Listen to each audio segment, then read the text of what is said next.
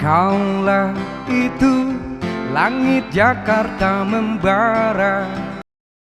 Pejabat sudah tak ada hati.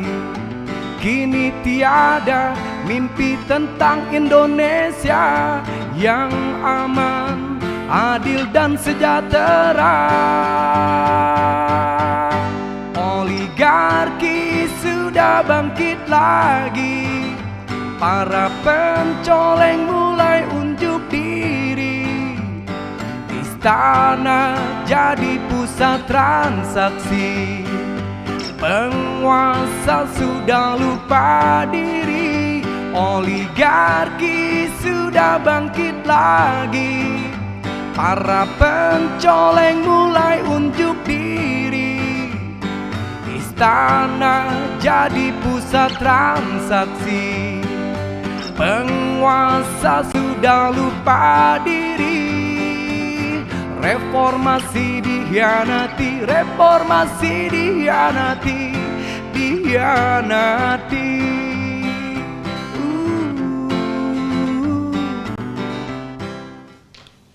Assalamualaikum warahmatullahi wabarakatuh. Sobat RH sekalian, jumpa lagi kita di channel yang keren ini. Keren cara sobat semuanya.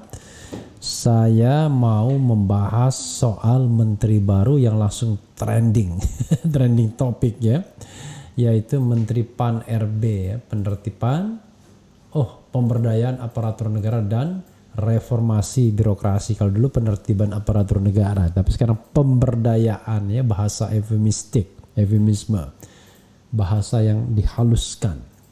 Nah, kenapa dia bisa trending? Karena orang teringat kembali dengan foto yang pernah menggagalkan Azwar Anas menjadi wakil gubernur Jawa Timur dalam pilkada terakhir ya, yang dimenangkan oleh Khofifah Indar Parawansa. Pada waktu itu dia mencoba berpasangan dengan Saifullah Yusuf, tetapi akhirnya dia mengundurkan diri karena tidak enak dengan foto yang beredar ya.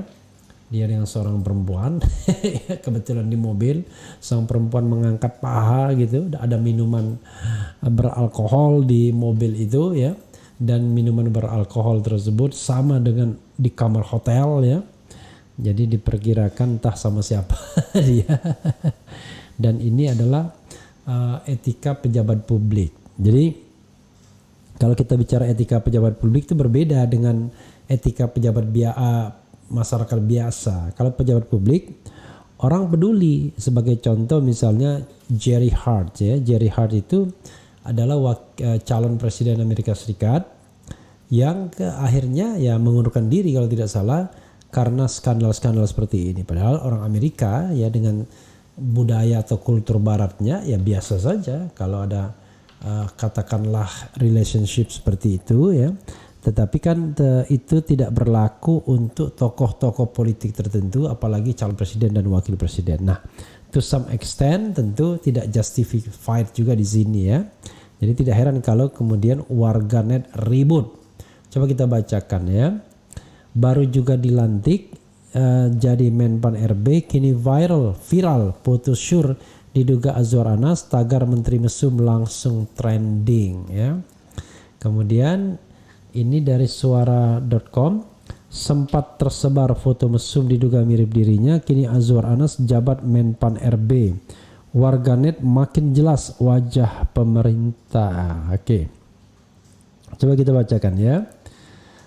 Abdullah Azwar Anas resmi dilantik Presiden Joko Widodo sebagai Menteri Pendayagunaan Aparatur Negara dan Reformasi Birokrasi Menpan RB Rabu kemarin ya. Azwar Anas saat ini menjabat sebagai Menpan RB menggantikan Cahyokumolo yang telah meninggal dunia. Pelantikan mantan Bupati Banyuwangi sebagai Menpan RB ini pun lantas menuai pro kontra publik. Pasalnya pada Pilkada 2018 lalu ia mengundurkan diri sebagai bakal calon wakil gubernur Jawa Timur mendampingi Saifullah Yusuf.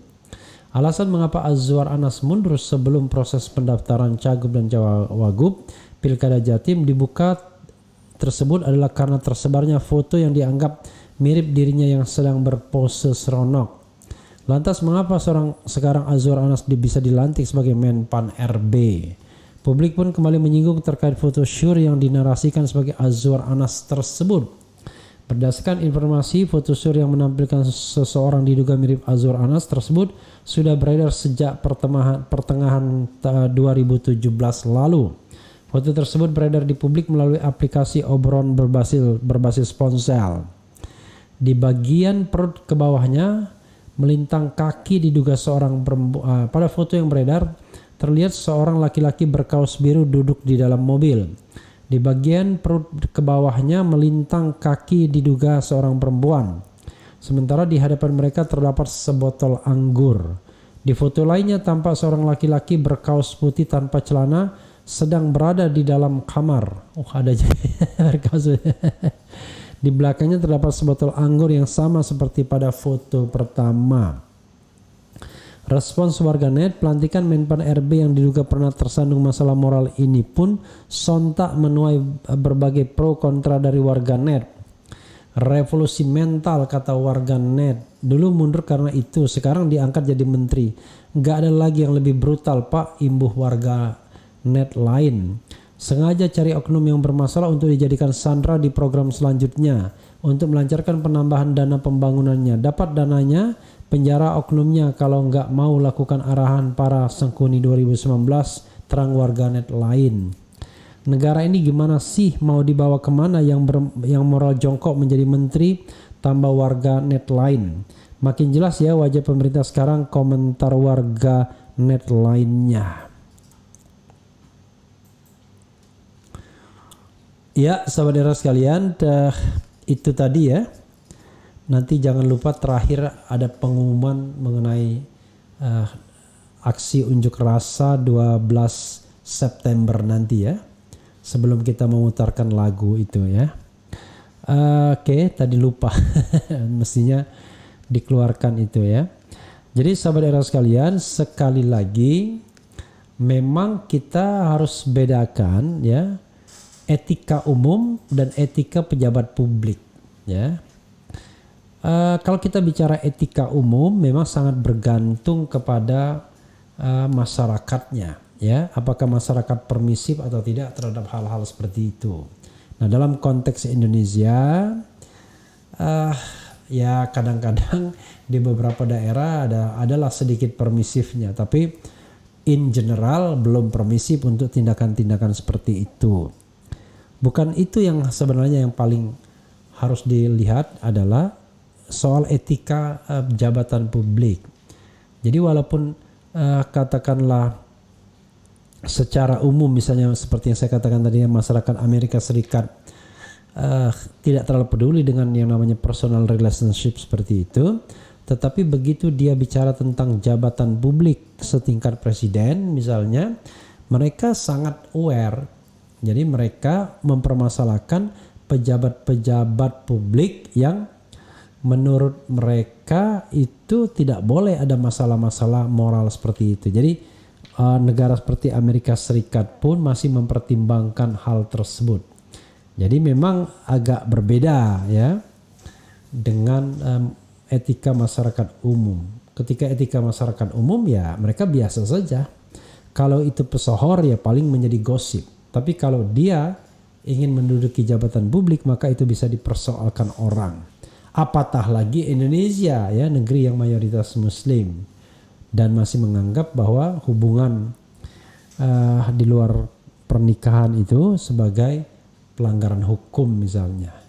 Tapi soal-soal seperti ini memang soal-soal masyarakat modern, sobat era sekalian. Tapi sekali lagi, one thing for sure, itu memang not accepted bagi pejabat publik karena merusak etika bagi pejabat publik.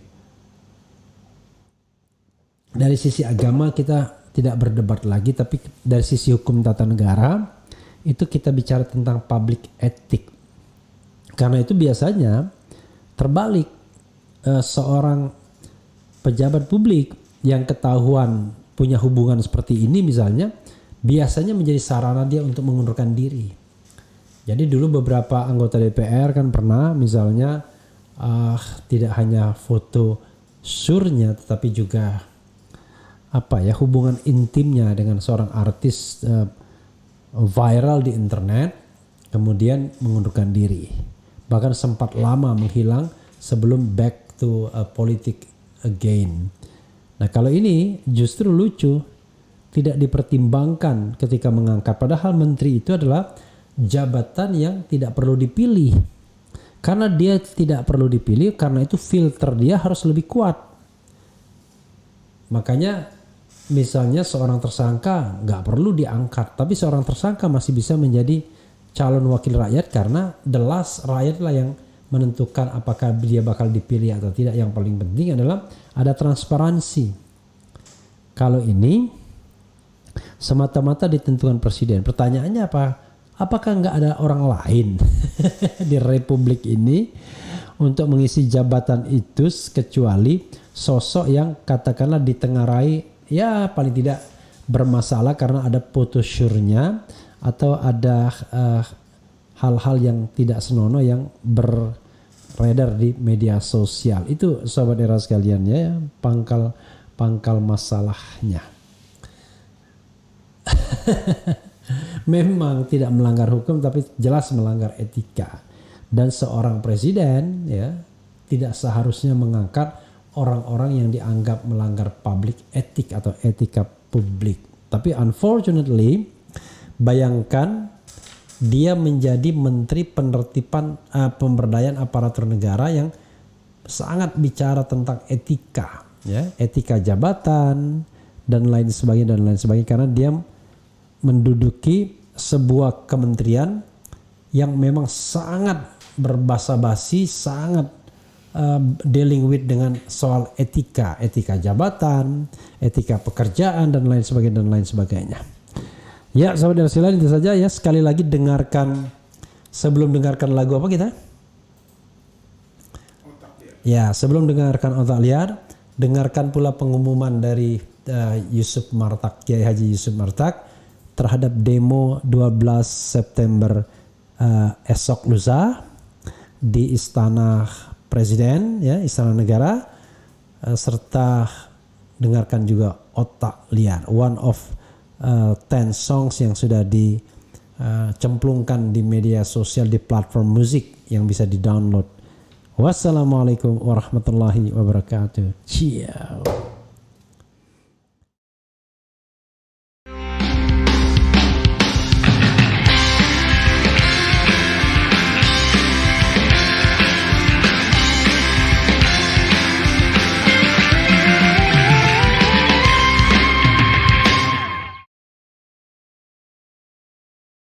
Bismillahirrahmanirrahim. Assalamualaikum warahmatullahi wabarakatuh. Kami di sini mewakili Gerakan Nasional Pembela Rakyat yaitu GNPR mengajak pada seluruh masyarakat yang berada di Jabodetabek, marilah kita secara bersama-sama pada tanggal 12 September pada hari Senin jam 12.30 kita berada di titik kumpul yaitu di depan Istana Negara untuk menyampaikan aspirasi secara konstitusi, menyuarakan penderitaan rakyat tentang kenaikan harga BBM, turunkan harga BBM, turunkan harga bahan-bahan pokok, dan supremasi hukum harus ditegakkan. Maju terus atau pemimpin kita mundur kalau tidak sanggup. Terima kasih. Wassalamualaikum warahmatullahi wabarakatuh. Waalaikumsalam.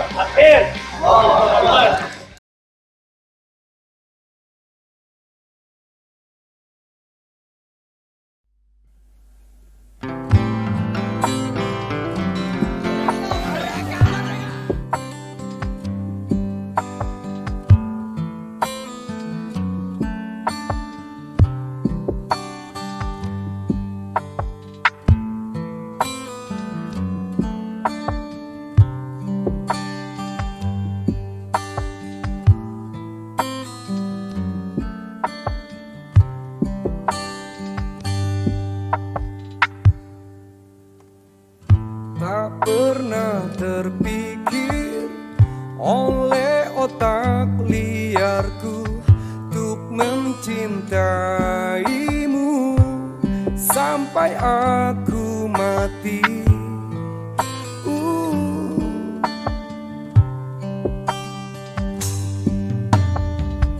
Aku tak pernah tahu, kau aku takluk padamu. Kau biasa saja, aku setengah